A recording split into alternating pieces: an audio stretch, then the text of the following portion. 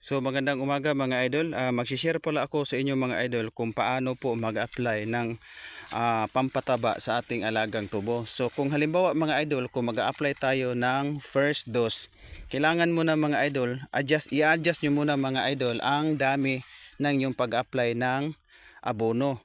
Kung halimbawa naman mga idol, ipapakita ko po sa inyo yung laki kasi hindi naman ito lahat malalaki.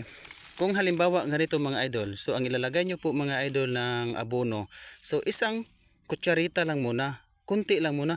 Kasi mga idol, pag damihan mo to ang paglagay ng abono, may tendency mga idol na mag-overdose yung puno ng tubo, hindi pa niya kayang susuplayan yung katawan niya, so malanta pa rin siya mga idol.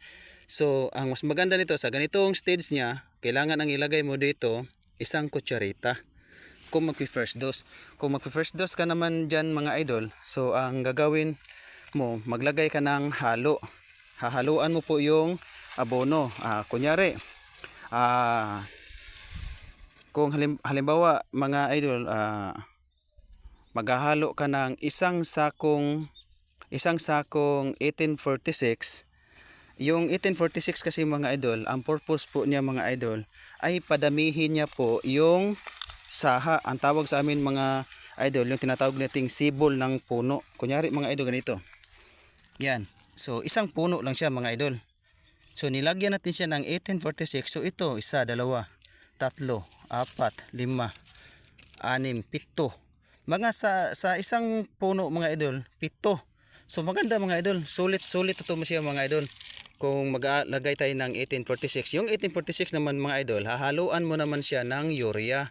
Yung urea naman mga idol, ang ilagay mo, so sa isang sako na 1846, dalawang sako na urea. So 1:2.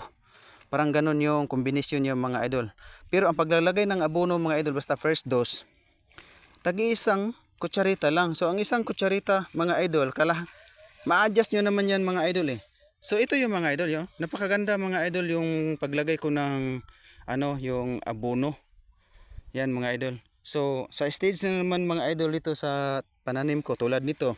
So kailangan ko na siya mga idol mag-apply ng abono second dose. So kung magsisingkaan dose naman ako mga idol, solid na siya. Puro urea na lang ang ilagay ko siya mga idol. Kasi nga, na-apply ko na sa kanya mga idol yung pagpaparami ng saha o yung pagpaparami ng puno. So ang gagawin na lang natin ito mga idol dahil marami naman yung puno niya.